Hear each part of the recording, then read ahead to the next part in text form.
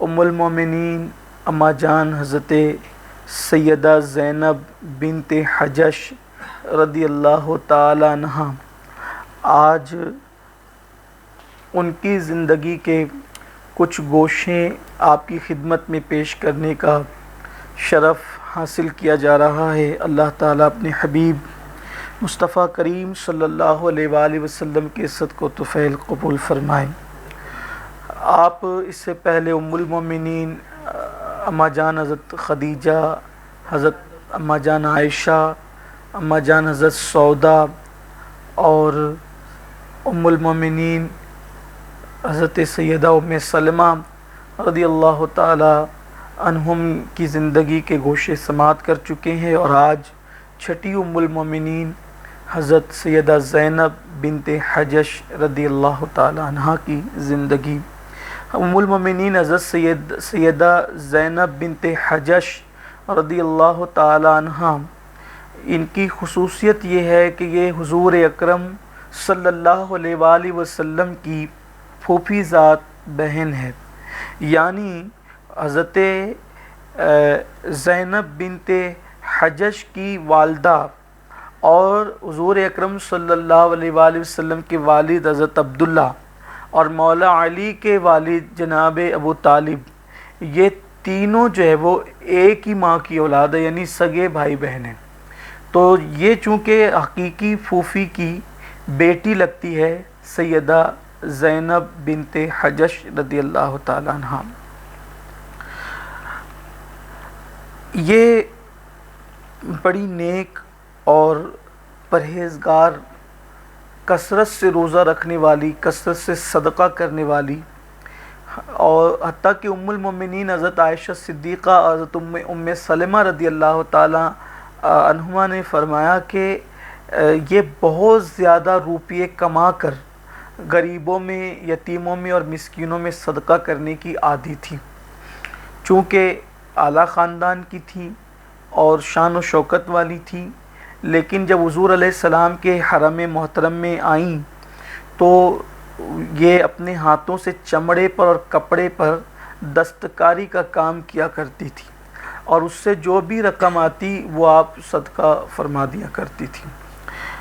ام المومنین حضرت عائشہ صدیقہ رضی اللہ تعالیٰ عنہ نے ارشاد فرمایا ہے کہ میں نے امہات المومنین میں سب سے زیادہ نیک اور پرہیزگار ام المومنین حضرت سیدہ زینب بنت حجش کو پایا۔ حالانکہ حضور علیہ السلام کی ساری ازواج مطہرات نیک تھی، پرہیزگار تھی، متقی تھی، لیکن ان سب میں تقوی شعاری میں جس کی بہت زیادہ شہرت ہوئی ہے وہ ام المومنین زینب بنت حجش رضی اللہ تعالیٰ عنہ کی ذات ہے۔ ام المومنین حضرت عائشہ صدیقہ رضی اللہ تعالیٰ عنہ نے یہ بھی فرمایا کہ حضور اکرم صلی اللہ علیہ وآلہ وسلم چاہت میں زینب کو میرے ہم پلہ رکھتے تھے، یعنی جیسے حضور علیہ السلام مجھے چاہتے تھے ویسے وہ جناب زینب کو چاہتے تھے۔ ایک مرتبہ ام المومنین حضرت زینب بنت حجش کے حجرے میں حضور اکرم صلی اللہ علیہ وآلہ وسلم تشریف لائے تو دیکھا کہ آپ دعا میں مصروف ہیں، اور ساتھ میں صحابی رسول حضرت سیدنا عمر ابن خطاب رضی اللہ تعالیٰ عنہ ہیں۔ تو سرکار نے فرمایا کہ یہ بڑی نرم دل ہیں، بہت اللہ تعالیٰ نے اس کو نرم دلی عطا فرمائی ہے۔ ایک مقام پر حضور علیہ السلام جو ہے وہ مال غنیمت تقسیم فرما رہے تھے صحابہ کے اندر، تو ام المومنین حضرت زینب بنت حجش رضی اللہ تعالیٰ عنہ اچانک بیچ میں بول پڑی۔ جس وقت آپ بیچ میں بول پڑی تو سیدنا فاروق اعظم نے آپ کو سختی کے ساتھ روک دیا، منع کر دیا۔ حالانکہ سیرت نگاروں نے یہ لکھا ہے کہ انہیں ڈانٹ دیا، لیکن جو ہے وہ ظاہر سی بات ہے کہ امیر المومنین سیدنا فاروق اعظم رضی اللہ تعالیٰ عنہ سے یہ چیز جو ہے وہ ممکن نہیں لگتی کہ جو حضور علیہ السلام کا اتنا ادب کرتے ہوں، لیکن جو ہے وہ اصل بات یہ تھی کہ انہوں نے حضور علیہ السلام جب مال غنیمت تقسیم کر رہے تھے تو ام المومنین حضرت زینب چونکہ ان کی مزاج میں تیزی تھی، عائشہ صدیقہ فرماتی کہ زینب بنت حجش کے مزاج میں تیزی تھی، اور کبھی کسی کو سخت کہہ دیتی تھی لیکن بہت جلدی سے نادم بھی اسی پہ ہو جاتی تھی. جیسے کچھ لوگ کی عادت ہوتی ہے نا کہ کسی کو سخت بول دیتے لیکن پھر بہت جلدی سے دل میں ملال لاتے کہ میں نے اس کو کیوں بول دیا, کیوں. یہ طبیعت بہت سارے لوگوں کی ہوتی ہے. تو یہی طبیعت ام المومنین حضرت زینب بنت حجش کی بھی تھی کہ کسی کو کچھ بول تو دیتی تھی لیکن بہت جلدی پھر ملال کرنے لگتی تھی. تو فاروق اعظم رضی اللہ تعالیٰ نے آپ کو کچھ سختی سے منع کیا کہ حضور کے بیچ میں نہ بولو. آقا کریم صلی اللہ علیہ وسلم مال غنیمت تقسیم فرما رہے ہیں اور آپ جو ہے وہ اس طرح سے آپ نے بیچ میں گفتگو کی. تو سرکار علیہ الصلوۃ و تسلیم نے جب یہ منظر دیکھا کہ سیدنا فاروق اعظم رضی اللہ تعالیٰ جو ہے وہ ان کو روک رہے ہیں سختی سے, تو فرمایا کہ عمر اس کو نہ روکو, اس لیے کہ یہ خواتین میں جو ہے وہ اواہ ہے, یہ خواتین کے اندر اواہ کے مقام پر فائز ہے. تو صحابہ کرام نے کسی صحابہ میں سے کسی صحابی نے پوچھا یا رسول اللہ یہ اواہ کیا ہوتا ہے؟ چونکہ قرآن مقدس نے یہ اواہ کا لقب حضرت سیدنا ابراہیم علیہ السلام کے لیے بیان فرمایا ہے. تو اللہ کے رسول علیہ السلام سے پوچھا گیا کہ حضور یہ اواہ کیا ہوتا ہے؟ تو سرکار نے فرمایا کہ نرم دلی, بردباری اور اللہ کی خشیت اور انتہائی عاجزی کرنا خدا کی بارگاہ میں, جو ایسے لوگ ہوتے ہیں ان کو اواہ کہا جاتا ہے. آپ نے ہمیشہ جو ہے وہ کثرت کے ساتھ روزے رکھے, تہجد کبھی آپ کی فوت نہیں ہوتی تھی, اور آپ غریبوں کا اور مسکینوں کا اتنا خیال کرتی تھی کہ پھر آپ کے مکان کو لوگوں نے جو ہے وہ مسکینوں کا گھر اور مسکینوں کا ٹھکانہ کہنا, ماول مساکین جو ہے وہ کہنا شروع کر دیا تھا آپ کے مکان کو. ام المومنین حضرت زینب بنت حجش رضی اللہ تعالیٰ عنہ کی یہ سب خوبیوں کے ساتھ ایک بڑی خوبی یہ ہے جو کسی ام المومنین کو, چونکہ حضور علیہ السلام کے گلستان کے باغ کی ہر پھول کی خوشبو جدا ہے, اس کی نکھات, اس کا رنگ جدا ہے. جیسے ہم صحابہ کرام میں سب میں الگ الگ خصوصیات دیکھتے ہیں تو ویسے ہی امہات المومنین میں بھی الگ الگ خصوصیات ہے, اور یہ خصوصیت کسی ام المومنین کو حاصل نہیں. اور اس پر حضرت ام المومنین بہت زیادہ فخر بھی فرماتی تھی, کہتی تھی کہ یہ شرف کسی اور کو حاصل نہیں ہے جو شرف مجھے حاصل ہے کہ اللہ تعالیٰ نے میرا نکاح آسمانوں پر خود فرمایا ہے اپنے محبوب صلی اللہ علیہ وآلہ وسلم کے ساتھ. اور خاص بات یہ ہے کہ ام المومنین حضرت زینب بنت حجش کے نکاح کا تذکرہ جو ہے اللہ تبارک و تعالیٰ نے قرآن مقدس میں سورۃ الاحزاب میں فرمایا ہے, اور سورۃ الاحزاب میں ان کے نکاح کا تذکرہ کیا گیا ہے جس کو اختصار کے ساتھ یہاں پر عرض کیا جاتا ہے. ویسے بھی آپ کا جو نکاح تھا حضرت سیدہ زینب بنت حجش کا جو نکاح تھا, تو اس نکاح کے بعد دو بڑی بدترین عرب کی رسمیں ٹوٹی ہے, اور قیامت تک کے لیے امت مسلمہ کو ان دونوں رسم بد سے نجات نصیب ہوئی ہے. ایک تو یہ کہ لے پالک بیٹا جو ہوتا ہے یعنی معنوی بیٹا, وہ حقیقی بیٹے کی طرح نہیں ہے, اور اس کی متعلقہ سے یعنی اس کو جس نے طلاق دے دیا ہو, منہ بولے بیٹے نے, معنوی بیٹے نے اگر اس کی بیوی کو طلاق دے دیا ہو تو معنوی بیٹے کے, لے پالک بیٹے کے کی متعلقہ سے نکاح کیا جا سکتا ہے. ایک رسم یہ ٹوٹی کیونکہ وہاں بہت برا سمجھا جاتا تھا عرب میں کہ جو معنوی بیٹا ہوگا وہ وراثت میں بھی شریک ہوگا, پھر اس کے نام کے ساتھ جو ہے وہ جس نے اس کو پالا ہے اس کا نام لگ جاتا تھا. اور ساتھ ہی ساتھ عرب کا ایک دستور یہ بھی تھا کہ جو آزاد کردہ غلام ہوتے تھے تو ان کا نکاح آزاد عورتوں کے ساتھ نہیں ہوتا تھا. تو یہ بھی رسم بد ٹوٹی ہے کہ اگر کوئی آزاد ہو مسلمان تو اعلیٰ نسب خاتون کے ساتھ اس کا نکاح ہو سکتا ہے, اور یہ باضابطہ طور پر حضور اکرم صلی اللہ علیہ وآلہ وسلم نے جو ہے وہ ایسا کیا. اس کی تھوڑی سی تفصیل یوں آتی ہے کہ حضرت زینب بنت حجش چونکہ سگی پھوپھی کی بیٹی تھی, انہی کے بھائی ہے جلیل القدر صحابی حضرت سیدنا عبداللہ ابن حجش رضی اللہ تعالی عنہ۔ تو ہوا یوں تھا کہ آقا کریم صلی اللہ علیہ وآلہ وسلم کے غلام تھے حضرت سیدنا زید ابن حارثہ رضی اللہ تعالیٰ عنہ۔ ان کی پرورش حضور اکرم صلی اللہ علیہ وآلہ وسلم کے گھر میں ہوئی تھی، چونکہ حضور اکرم صلی اللہ علیہ وآلہ وسلم کا نکاح جب حضرت ام المومنین خدیجۃ الکبریٰ رضی اللہ تعالیٰ عنہ کے ساتھ ہوا تو ان کے بھتیجے ام المومنین حضرت خدیجہ کے بھتیجے نے زید بن حارثہ کو خرید کر 400 درہم میں خرید کر اپنی پھوپھی حضرت خدیجۃ الکبریٰ کو تحفے میں دیا تھا۔ تو جب حضور اکرم صلی اللہ علیہ وآلہ وسلم کے ساتھ اماں خدیجہ کا نکاح ہوا تو ماں خدیجہ نے حضرت زید کو حضور کو تحفے میں پیش کر دیا۔ اب ہوا یوں کہ زید حضور کی خدمت میں رہنے لگے، زید سرکار علیہ السلام کے قریب رہنے لگے۔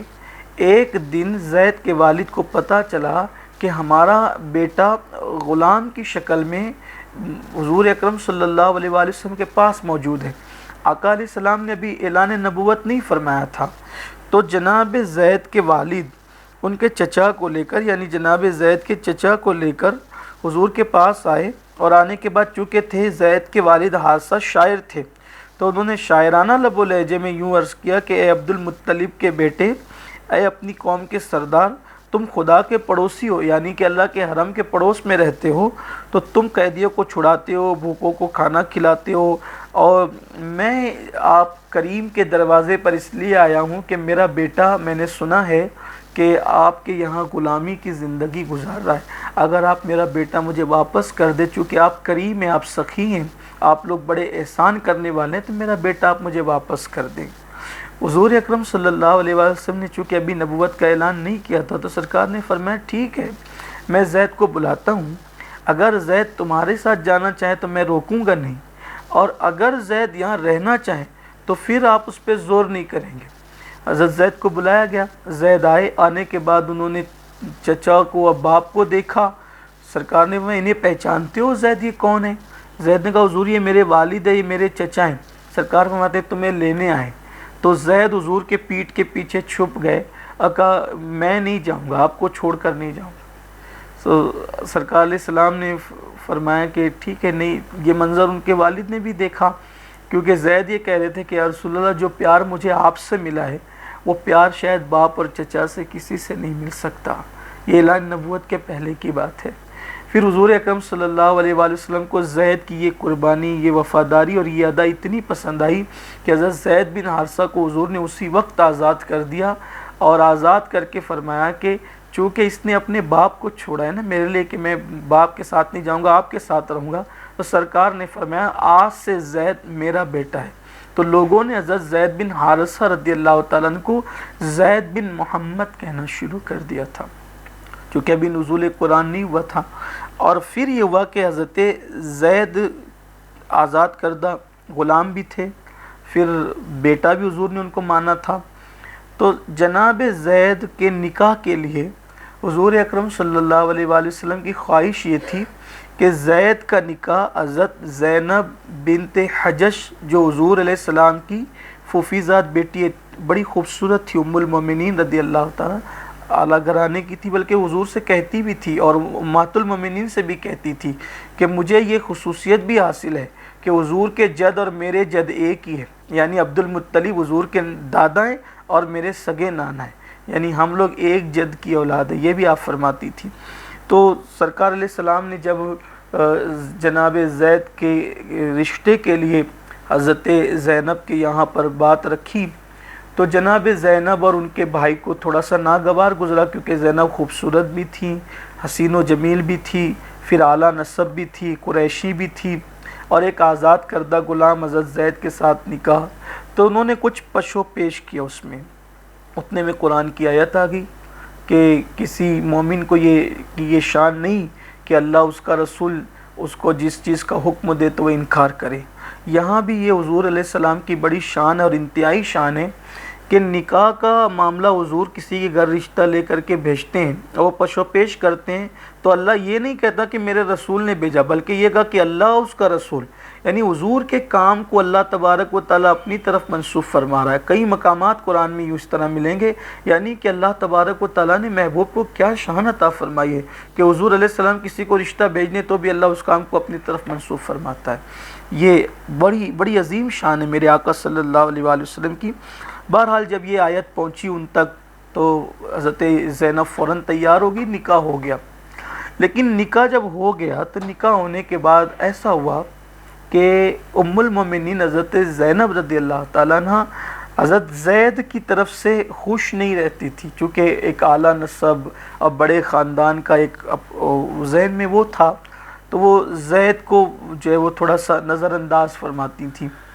حضرت زید شکایت لے کے سرکار کے پاس آتے تھے، کہا یا رسول اللہ ان سے ہماری جمتی نہیں ہے، اور وہ جو میاں بیوی کے تعلقات ہونے چاہیے وہ نہیں ہوتے ہیں، تو یا رسول اللہ میں ان کو طلاق دینا چاہتا ہوں۔ سرکار نے فرمایا کہ نہیں، تم اس کو طلاق مت دو، بلکہ اس کو اپنے نکاح میں ہی رکھو۔ بلکہ اس کا تذکرہ بھی اللہ تبارک و تعالیٰ نے قرآن میں سورۃ الاحزاب میں فرمایا ہے کہ جو ہے وہ رب تبارک و تعالیٰ نے یوں فرمایا ہے کہ جب تم اس شخص سے جس پر خدا نے اور تم نے احسان کیا، یہ بھی بات ہے، حالانکہ زید کو بیوی دلائی اللہ کے رسول علیہ السلام نے، اور اللہ فرماتا ہے کہ تم نے اور خدا نے احسان کیا، یعنی بیوی دلائی، نکاح کروا دیا، اور فرمایا کہ تم اس شخص سے جس پر خدا نے اور تم نے احسان کیا، تو تم اس کو کہتے تھے کہ اپنی بیوی کو اپنے نکاح میں لیے رہو اور خدا سے ڈرتے رہو۔ یہ سورۃ الاحزاب کی آیت نمبر 37 ہے۔ تو اللہ تبارک و تعالیٰ اس میں بیان فرما رہا ہے، اس سے جو ہے نا مستشرقین یورپ اور نام نہاد محققین کی ساری تحقیقوں کا جو ہے نا وہ اس کا پول کھل جاتا ہے کہ نظر اٹھ گئی اور یہ ہو گیا اور وہ ہو گیا، پتہ نہیں کیسی کیسی واہی تباہی بکتے ہیں بدبختی کی طرح۔ اور یہاں تو حضور علیہ الصلوۃ والتسلیم جو ہے وہ زید کو منا رہے ہیں کہ زید اپنے نکاح میں رکھو، اپنے نکاح میں رکھو، طلاق مت دو، طلاق مت دو، اپنے نکاح میں رکھو۔ اور اس کو قرآن مقدس واضح طور پہ بیان فرما رہا ہے کہ جب بھی زید نے آ کر کے کہا کہ حضور میری جمتی نہیں ہے زینب سے، میں طلاق دینا چاہتا ہوں، تو سرکار فرماتے نہیں، تم اس کو اپنے نکاح میں رکھو۔ چونکہ آقا علیہ الصلوۃ والتسلیم نے یہ نکاح کروایا تھا، تو اب یہ طلاق ہونے کا مطلب یہ تھا کہ اس سے حضور اکرم صلی اللہ علیہ وآلہ وسلم کو صدمہ ہونا، بلکہ حضور نے کہا بھی تھا کہ زید اگر تم زینب کو طلاق دیتے ہو تو اس سے مجھے تکلیف ہوگی، مجھے اذیت ہوگی، کیونکہ یہ نکاح میں نے کرا ہے۔ تو آقا کریم صلی اللہ علیہ وآلہ وسلم نے بہت سمجھایا، لیکن بہرحال یہ ہوا کہ یہ معاملہ جمع نہیں، اور 1 سال کے اندر حضور علیہ السلام کے سمجھانے کے بعد بھی، اللہ کے رسول علیہ السلام کے بار بار سمجھانے کے بعد بھی حضرت زید بن حارثہ رضی اللہ تعالیٰ کو جب ایسا لگا کہ یہ معاملہ جو ہے وہ نہیں جمے گا، یہ معاملہ نہیں جو ہے وہ رہے گا، تو حضرت زید بن حارثہ نے حضور علیہ السلام کو اطلاع دیے بغیر حضرت زینب کو طلاق دے دی۔ اب جب حضرت زینب کو طلاق دے دی حضرت زید بن حارثہ رضی اللہ تعالیٰ عنہ نے، تو اب یہ ہوا کہ حضور اکرم صلی اللہ علیہ وآلہ وسلم کو اس کی اطلاع ہوئی۔ اب ادھر حضور علیہ السلام کو اس کی اطلاع ہوئی، ادھر اللہ تبارک و تعالیٰ نے اپنے محبوب سے فرمایا، اے محبوب آپ جو ہے وہ زینب سے نکاح کر لیں۔ اب آقا علیہ الصلوۃ والتسلیم کو اللہ کا حکم کہ آپ زینب سے نکاح کر لیں، حضور علیہ السلام کو خیال آیا کہ بھئی اگر یہ نکاح میں کرتا ہوں تو منافقین تو بڑا ہنگامہ کریں گے، وہ تو یعنی کہ اس کے در پہ ہوتے وہ کہ بس جہاں جو ہے وہ کچھ موقع ملے ہنگامہ کریں۔ عرب میں صدیوں سے ایک رسم بد چلی آ رہی ہے کہ منہ بولے بیٹے کی جو ہے وہ مطلقہ کے ساتھ جو اس کو طلاق دے دے تو اس کے ساتھ کوئی نکاح نہیں کرتا، بلکہ اس کو بہو مانا جاتا ہے۔ اگر یہ نکاح میں کر لیتا ہوں تو منافقین تو آسمان سر پہ اٹھا لیں گے۔ آقا علیہ الصلوۃ والتسلیم نے اس حکم پر عمل کرنے میں کچھ تاخیر فرمائی، اور جب کچھ تاخیر فرمائی صرف اس خیال سے کہ منافقین جو ہے وہ کتنا ہنگامہ کریں گے، تو اللہ تبارک و تعالیٰ نے اپنے محبوب صلی اللہ علیہ وسلم پر آیت نازل فرما دی کہ محبوب جس کو اللہ ظاہر کرنا چاہتا تھا اور آپ چھپانا چاہتے تھے، پھر وہی ہوا کہ اللہ ظاہر کر کے رہا۔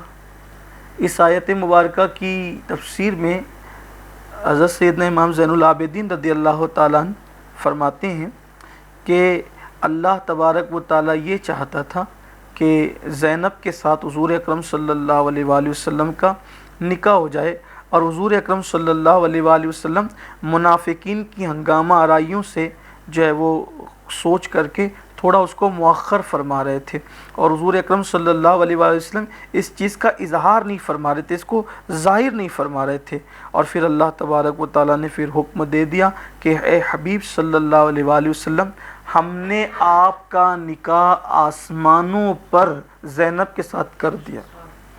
یعنی کہ اب آپ تو جو ہے وہ حیا فرما رہے ہیں، آپ منافقین کی ہنگامہ آرائیوں سے رکے ہوئے ہیں، ہم نے آسمانوں پر نکاح کر دیا ہے زینب کا اور آپ کا، اور آپ زمین پر آپ بھی کر لیں۔ تو حضور اکرم صلی اللہ علیہ وآلہ وسلم نے اس رشتے کے لیے پیشکش، یعنی رشتہ بھجوانے کے لیے بھی حضرت زید بن حارثہ کا انتخاب کیا۔ وجہ یہ تھی کہ جب زید خود جائیں گے نا یہ رشتہ لے کر، تو وہ جو بعد میں بدزبانیاں ہونی تھی نا کہ معاذ اللہ زید سے کہہ کر طلاق دلوائی گئی اور وغیرہ وغیرہ، یہ جو بدتمیزیاں ہیں، تو اس کا جو ہے وہ قلع قما ہو جائے گا کہ ایسا نہیں تھا، حضرت زید نے خود ہی طلاق دی تھی۔ تو بہرحال حضرت المختصر یہ کہ حضرت زید بن حارثہ رضی اللہ تعالیٰ عنہ جو ہے وہ تشریف لے گئے اور ام المومنین حضرت زینب سے کہا کہ حضور اکرم صلی اللہ علیہ وآلہ وسلم جو وہ آپ سے نکاح کرنا چاہتے ہیں۔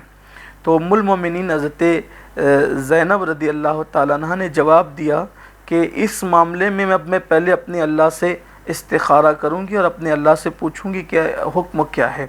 پھر یہ ہوا کہ حضرت ام المومنین زینب رضی اللہ تعالیٰ عنہ ادھر استخارہ فرما رہی تھی، حضور اکرم صلی اللہ علیہ وآلہ وسلم سلام کر کے سیدھا گھر میں داخل ہوئے اور آپ نے اطلاع بھی نہیں دی، اور جب گھر میں تشریف لائے آقا کریم صلی اللہ علیہ وآلہ وسلم تو ام المومنین حضرت زینب بنت حجش رضی اللہ تعالیٰ نے پوچھا کہ یا رسول اللہ صلی اللہ علیہ وآلہ وسلم، آپ نے اطلاع بھی نہیں دی اور آپ جو ہے وہ گھر میں تشریف لے آئے۔ تو سرکار نے فرمایا کہ تمہیں مبارک ہو، اللہ تبارک و تعالیٰ نے تمہارا اور میرا نکاح جو ہے وہ آسمانوں پر کر دیا ہے، بلکہ آقا کریم صلی اللہ علیہ وآلہ وسلم جو ہے نا اس کی جو ہے وہ جب یہ آیت کریمہ نازل ہوئی تو حضرت سلمہ نے یہ بات سنی تو وہ دوڑی گئی اور حضور اکرم صلی اللہ علیہ وآلہ وسلم سے پہلے انہوں نے یہ بات پہنچا بھی دی ان تک۔ تو ام المومنین حضرت زینب اتنی خوش ہوئی کہ اس دن انہوں نے جتنے زیورات پہنے تھے وہ سارے زیورات خوشی میں اتار کر کے ان کو دے دیے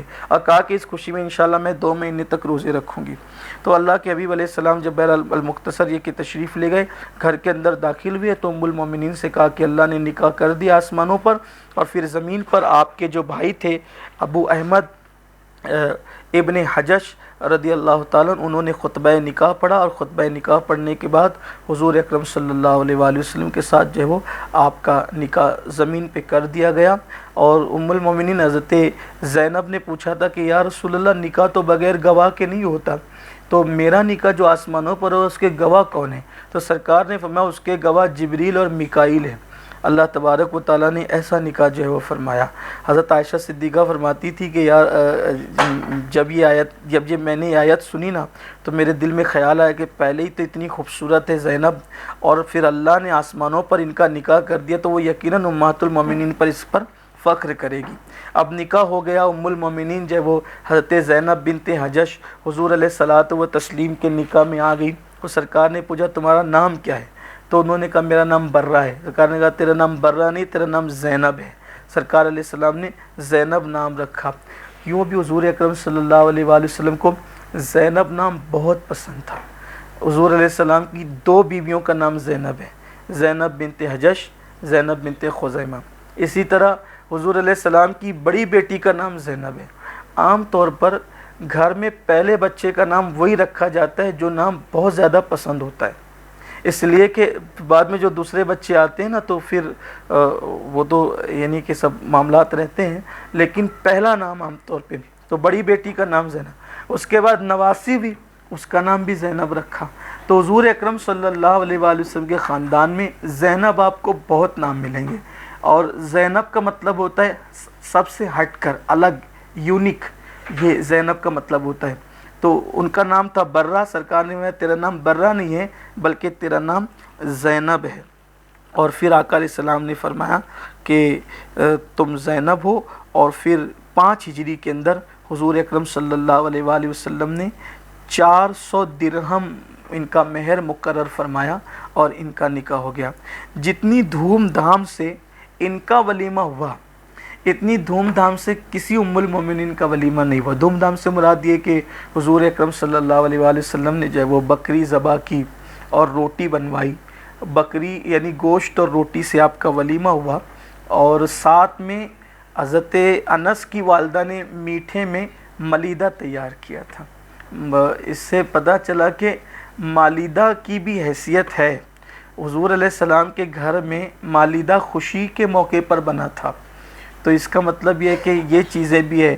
حالانکہ میں ان چیزوں کو بہت زیادہ یعنی ہائی لائٹ نہیں کرتا، لیکن کچھ لوگ ان چھوٹی چھوٹی چیزوں کا ہی مذاق اڑاتے ہیں کہ سنیوں کے یہاں تو حلوہ ہے، ملیدہ ہے، یہ ہے اور وہ ہے. تو یہ حلوہ ملیدہ ہم اپنے گھر سے نہیں لائیں. الحمدللہ ہمارا مسلک تو اتنا معتبر ہے کہ ہم حلوہ ملیدہ بھی صفہ سے لیتے ہیں ہمارے یہاں. تو دیکھو ولیمے میں حضرت انس کہتے ہیں، یہ انس کی جو حضرت انس ابن مالک کی والدہ ہے نا، یہ حضور علیہ السلام کی رشتے میں خالہ لگتی تھی. تو اس نکاح سے تھی بڑی خوشی. خوشی اس لیے تھی کہ آسمانوں پر نکاح ہوا تھا اور منافقین کے اندر تھی بڑی ہنگامہ آ رہی ہیں، اس لیے کہ وہ ان کو تو موقع ہی تھا. تو آقا علیہ السلام نے ولیمہ فرمایا اور حضرت انس سے ہی کہا، انس ایک کام کرو، ان کو سب کو دعوت دے دو. اور پھر کہا ایک کام کرنا، یہ جو نام میں نے لی یہ ملیں گے ان کو تو بلا ہی لینا، لیکن ان کے سوا رستے میں جو بھی تمہیں مل جائے نا اس کو بھی بلا کر کے لانا ولیمے کے اندر. تو آقا کریم صلی اللہ علیہ وآلہ وسلم کے حکم پر انس جو ملتا بلاتے. بعض راویوں نے یہ کہا کہ 3000 لوگ جمع ہو گئے تھے حضور علیہ السلام کے اس ولیمے میں، اور بعض روایتوں کے اندر 300 کا ہے. اس لیے کہ کسی نے حضرت انس سے پوچھا کہ بھئی وہ کتنے تھے، تو حضرت انس نے کہا 300 تھے یعنی 3000. اور بعض راوی کہتے ہیں کہ وہ 300 تھے. 300 اور 300 اس میں تھوڑا سا وہ ہوتا ہے. پھر آقا علیہ السلام نے فرمایا کہ 10 لوگ آتے رہے، ملیدہ اور گوشت روٹی کھاتے رہے کھاتے رہے اور پھر وہ مبارک ولیمہ ہوا. اس سے یہ بھی پتہ چلا کہ اگر حالات بہتر ہوں اور کھلانے کی طاقت ہو تو ولیمے کی دعوت میں بڑی تعداد میں بھی لوگوں کو کھلایا جا سکتا ہے. میں سمجھتا ہوں کہ اگر وہ 300 یعنی 3000 والی روایت ہم نہ بھی لیں، صرف 300 والی روایت لے لیں، تو اس دور میں 300 لوگوں کو بھی کھلانا کوئی جو ہے وہ آسان بات تو نہیں تھی نا. تو 300 لوگوں کو حضور نے کھلایا. اس وقت ایک اور خوبصورت واقعہ بھی پیش آیا کہ حضور علیہ السلام کے گھر میں کچھ لوگ کھانا کھانے کے لیے بیٹھے تھے. اب لوگ آتے گئے اور کھانا کھا کر کے جاتے گئے، آتے تھے کھا کے گئے چلے گئے. لیکن ان میں سے جو ہے وہ 3 صاحبان ایسے تھے کہ وہ گھر میں کھانا کھانے کے بعد بھی بیٹھے رہے، اور بیٹھنے کے بعد جب وہ بات چیت میں مصروف رہے، بات چیت کرتے رہے. آقا علیہ السلام نے سوچا یہ اب اٹھ کر جائیں گے تب اٹھ کر جائیں گے، لیکن وہ بات ہی کرتے رہے کھانے کے بعد بھی. اب ام المومنین بھی دیوار کی طرف رک کر کے جو ہے وہ وہاں پر ان سے پردہ کر کے بیٹھی رہی. حضرت ام المومنین نے حضرت زینب رضی اللہ تعالیٰ عنہ، اب یہ اٹھ کر جاتے نہیں. حضور علیہ السلام نے حیا کی وجہ سے بولا نہیں. پھر اللہ کے رسول علیہ السلام نے جب دیکھا کہ بھئی یہ اٹھ کر جا ہی نہیں رہے، تو سرکار اٹھے اور جو بازو میں ام المومنین حضرت عائشہ صدیقہ کا گھر تھا وہاں تشریف لے گئے. تو ام المومنین نے آپ کو نکاح کی خوشخبری جو ہے وہ مبارکباد دی. یہ بھی کتنی بڑی بات ہے کہ حضور علیہ السلام کا نکاح ایک خاتون کے ساتھ ہو رہا ہے اور ام المومنین اس پر مبارکباد دے رہی ہے. ابھی یہاں اگر یہ بات میں کروں تو شاید ہماری خواتین برا مانے گی. اگر کوئی دوسرا تیسرا نکاح کر لیتا ہے تو گھر میں میت سے ذرا بڑا ماحول خطرناک ہو جاتا ہے. روتے روتے منہ سوج جاتے ہیں، روتے روتے آنکھیں سوج جاتی ہے، بال کھینچنا، ماتم کرنا، کپڑے پھاڑ لینا، جل کے مرنے کی دھمکی دینا، زہر پینے کی دھمکی، یہ صورتحال ہوتی ہے. اور وہاں ام المومنین اس نکاح پر جو ہے وہ مبارکباد پیش کر رہی ہیں، حضور کو مبارک دے رہی ہے. اس کا مطلب یہ ہے کہ ہمارے مذہب میں کس طرح سے جو ہے وہ وسعتیں ہیں. اور یقین جانیں کہ مجھے اس کا کوئی جو ہے وہ صدمہ نہیں ہے، مجھے اس کا کوئی خوف نہیں ہے کہ ہمارے اسلام کی تعلیم سن کر اس پر کوئی کیا جو ہے وہ ریئیکشن کرتا ہے. کیونکہ ہمارے مذہب کی تعلیم ہے. ہم دوسروں کو تو نہیں کہتے کہ اس پر عمل کریں، لیکن مذہب اسلام کے اندر تو یہ ہے نا کہ ام المومنین نے حضور کے نکاح پر مبارکباد دی. تو بہرحال حضور آئے تو پھر بھی دیکھا کہ وہ لوگ بیٹھے ہوئے ہیں، وہ حضرات بیٹھے ہوئے ہیں. سرکار علیہ السلام پھر تھوڑی دیر بیٹھے، وہ باتوں میں مصروف رہے. آقا علیہ السلام اٹھے اور پھر تمام ازواج مطہرات جتنی حضور کے نکاح میں تھی یکے بعد دیگرے سب کے گھر گئے. سب نے حضور کا استقبال کیا اور حضور کو اس نکاح پر مبارکباد پیش کی. ام المومنین حضرت عائشہ نے نہیں بلکہ پھر بعد میں سب نے مبارکباد پیش کی. پھر حضور علیہ السلام تشریف لائے تو وہ جا چکے تھے. اللہ نے قرآن میں آیت نازل فرما دی اور فرمایا کہ اے ایمان والو، تم تو پہلے نبی کے گھر میں ایسی بغیر اجازت مت آ جایا کرو. اگر میرا محبوب تمہیں دعوت دے کر کے بلائے تو میرے محبوب کی دعوت پر آؤ اور کھانا کھانے کے بعد فوراً چلے جایا کرو، بیٹھ کے بات چیت مت کیا کرو، کیونکہ میرے محبوب پر وہ اگر گراں گزرتا ہے، حیا کی وجہ سے میرا محبوب نہیں کہتا ہے، لیکن محبوب کو اذیت پہنچتی تو خدا کو اذیت پہنچتی ہے. اس سے یہ بھی پتہ چلا پھر یہ ہوا کہ پہلے تو آنا نہیں، حضور کے گھر بغیر بلائے نہیں آنا، ضرورت پڑے آنا، محبوب بلائے آنا، آنے کے بعد کھانا کھانے کے بعد دعوت کھانے کے بعد فوراً اٹھ کر چلے جانا، وہاں زیادہ دیر بیٹھنا نہیں، اس لیے کہ محبوب کو اس سے اذیت پہنچتی ہے.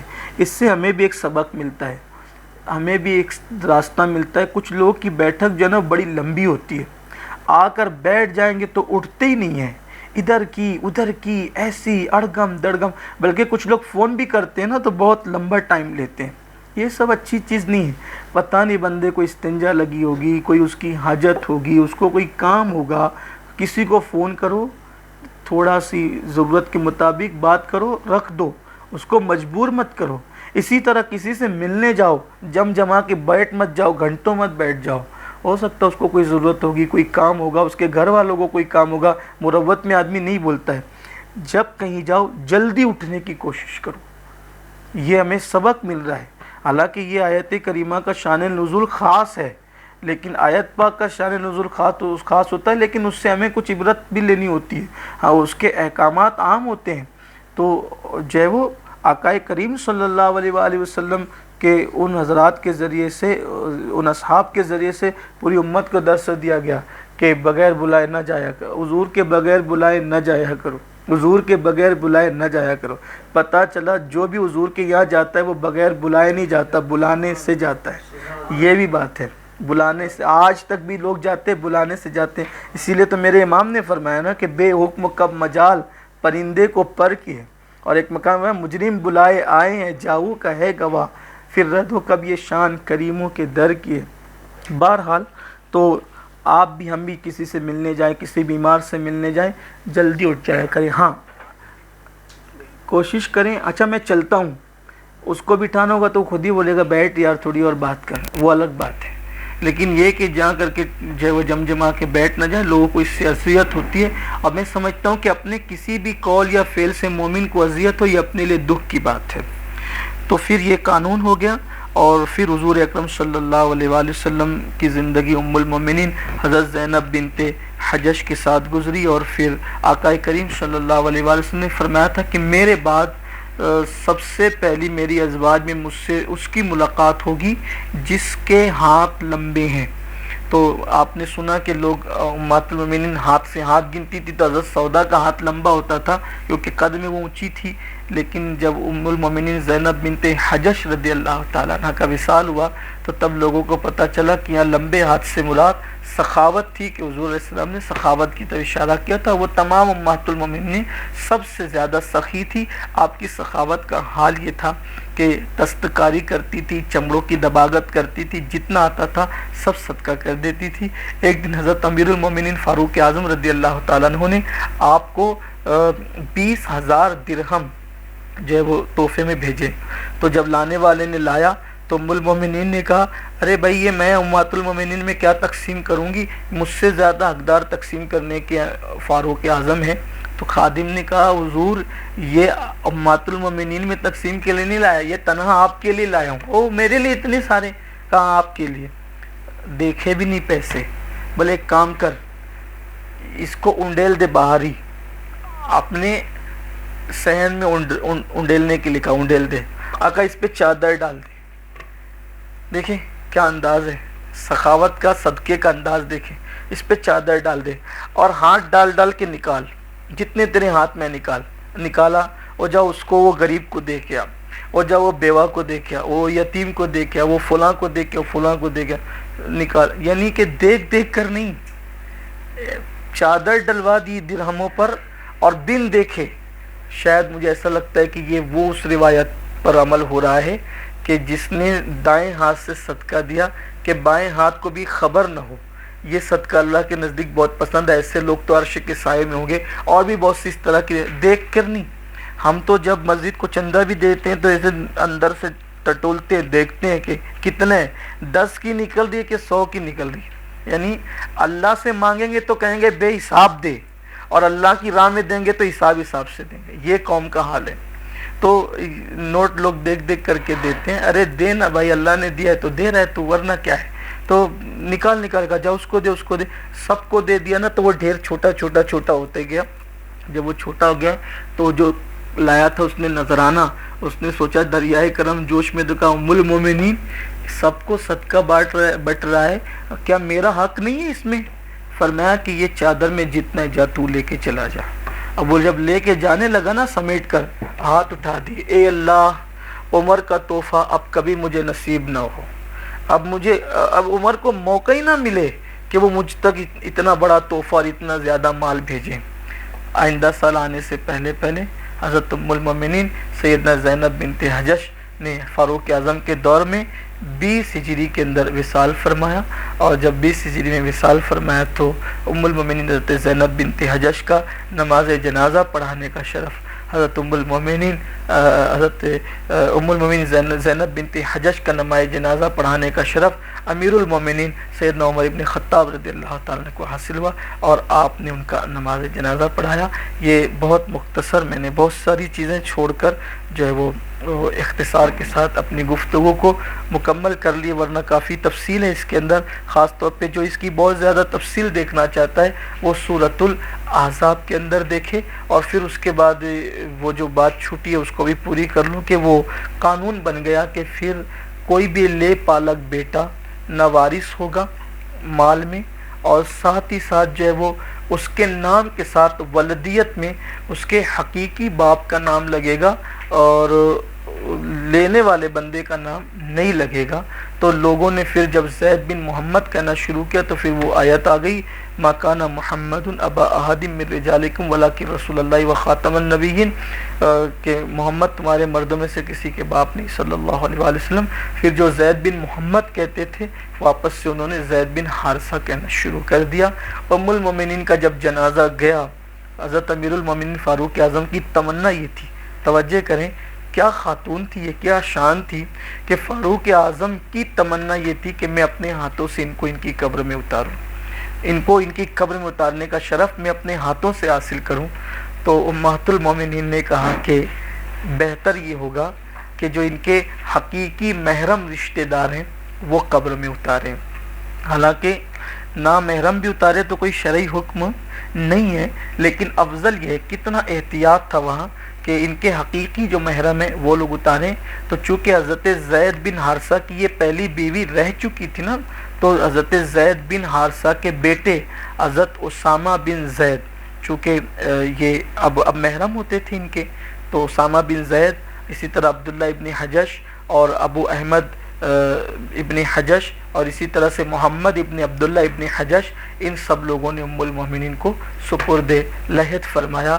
اور ایک خاص بات یہاں پر بات کر کے ختم کر دوں کہ ام المومنین حضرت زینب کا جب وصال ہوا تو ان دنوں مدینہ منورہ میں شدت کی گرمی تھی، بہت شدت کی گرمی تھی. تو فاروق اعظم نے ان کی قبر پر خیمہ لگا دیا تھا، حضرت زینب بنت حجش کی قبر پر خیمہ لگا دیا تھا گرمی کی وجہ سے. اب اس سے بڑا ثبوت مزارات پہ گنبد کی تعمیر کا اور کیا چاہیے کہ یہ کام تو سب سے پہلے قبر پر خیمہ لگانے کا سیدنا فاروق اعظم نے رضی اللہ تعالیٰ عنہ نے کیا ہے. تو یہ بھی یعنی ساتھ ساتھ چیزیں ہمیں ملتی ہے. لوگ اس کو چاہے جس نظر سے دیکھیں لیکن اشارے تو کہیں نہ کہیں سے نصیب ہوتے ہیں. اللہ تعالیٰ امہات المومنین کا صدقہ ہم سب کو نصیب فرمائے. بڑی عظیم خواتین ہیں، بڑی عظیم خواتین ہیں. رسول اللہ صلی اللہ علیہ وسلم نے ان کے نام کو پیار پیار سے لیا ہے. ان کے ساتھ حضور رہے، ان کو اپنے ساتھ رکھا. یہ روٹ جاتی تھی ازواج مطہرات، حضور ان کو منا لیا کرتے تھے. کیا شان ان عورتوں کی، ان خواتین کی کہ لوگ رشک کرتے ہیں. اور علامہ جامی نے کہا کہ کاش حضور کی چوکھٹ پہ بیٹھنے والے کتے کا نام جامی ہوتا تو اسی بہانے سے حضور کی زبان پہ میرا نام آ جاتا، ایک بار ہی سے ہی میرا نام آ جاتا. ان ازواج مطہرات کے نام تو بار بار آئے. حضور نے انہیں محبت دی، پیار کیا، انہوں نے حضور کو پیار کیا. یہ جنتی خواتین کا تذکرہ اس لیے کیا جا رہا ہے کہ جو ہے وہ ان کی برکت سے اللہ بنائیں، دور فرمائیں. اور ان سب کے نام آپ کو یاد کرنا ہے. میں ہر درس میں سب کے نام ریپیٹ کر رہا ہوں.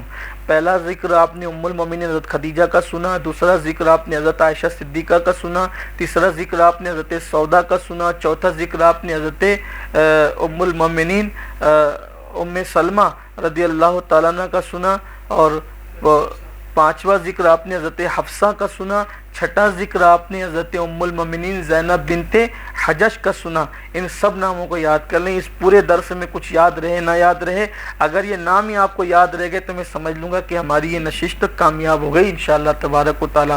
اور ان کے ناموں کے وسیلے سے دعا کریں، انشاءاللہ تعالیٰ آپ کی دعائیں مقبول ہوگی، منظور ہوگی.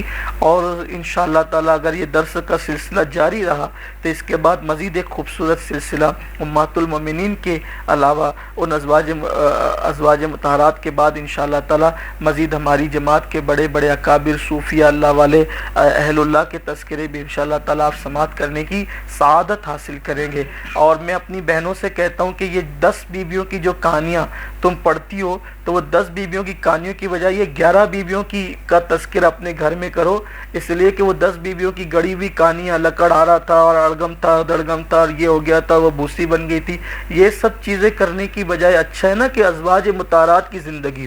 بلکہ اگر یہ جو روزانہ آپ سن رہے ہیں اس کو آدھے گھنٹے کا درس ہے، آپ اس کو اپنے لکھ لیجئے، روزانہ ایک کی زندگی پڑھیے. اور میں کہتا ہوں کہ وہ جو گڑی ہوئی کہانی پڑھنے سے وہ جو تہمات پرستیاں عام ہو رہی ہے، تو یہ حقیقی باتیں پڑھنے سے تو حضور بھی خوش ہوں گے، حضور کی ازواج بھی خوش ہوگی اور ان کی برکتیں بھی آپ کو نصیب ہوگی. اب ایک بات میں یہاں کہہ کے اپنی بات ختم کرنا چاہتا ہوں. آج سے ایک کام کریں، 10 بیویوں کی کہانی چھوڑ کر 11 بیویوں کی کہانی شروع کریں، یعنی ان کا تذکرہ شروع کریں اور 11 بیویوں میں ان کا تذکرہ کریں. یا تو اس طرح سے 11 بیویوں کا تذکرہ کریں، یا پھر 12 بیویوں کا تذکرہ کریں، یا 15 بیویوں کا تذکرہ کریں. تو ایک کام کرتے ہیں، چلیں یہ سیریز میں ہم انشاءاللہ تعالی امہات المومنین کے بعد 3-4 اور جو ہے وہ ہستیوں کا تذکرہ اس میں جوڑ دیں گے، جیسے سیدہ فاطمۃ الزہرا ہیں، اور اسی طرح سے حضرت سیدہ زینب بنت علی ہیں، اسی طرح سے جو ہے وہ حضرت سیدہ نفیسہ مصری ہے. یعنی ان خواتین کا تذکرہ انشاءاللہ تعالی اس میں آ جائے گا، تو آپ اس کو لکھ لینا. یا اگر نہیں لکھ سکتی تو ایک کام کرنا کہ یہ تو آپ کے پاس محفوظ رہے گا ریکارڈ، روزانہ ایک بجاتے رہنا، سنتے رہنا. اس لیے کہ آپ یہ سمجھ لیں کہ یہ خواتین کوئی معمولی نہیں ہیں. جن کے نکاح کی تقریب خدا آسمانوں پر منعقد کرتا ہو تو یہ خواتین کوئی معمولی خواتین ہوگی. ہم نے ان کی قدر نہیں پہچانی، ہم نے ان کی شان نہیں پہچانی. اللہ تعالیٰ سے دعا ہے کہ اللہ ان کی خیرات عطا کرے، ان کا صدقہ عطا کرے، اور اللہ ان کے صدقہ و طفیل ساری بلائیں مصیبتیں پریشانیاں پوری امت سے دور فرما دے. اللہ امن اور عافیت کا معاملہ فرمائے. گفتگو کے درمیان اگر کوئی غلطی ہو تو اللہ معاف فرمائے. استغفر اللہ ربی من کل ذنب واتوب الیہ. السلام علیکم ورحمۃ اللہ وبرکاتہ. رسالت کے پروانوں ہر سنیچر کو بعد نماز عشاء سنی دعوت اسلامی کے عالمی مرکز اسماعیل حبیب مسجد میں سنی اجتماع ہوتا ہے. آپ حضرات پابندی کے ساتھ اس میں شرکت فرمائیں. سنی دعوت اسلامی کی website sunni dawat islami.net پر وزٹ کریں اور بہت ساری دینی معلومات حاصل کریں.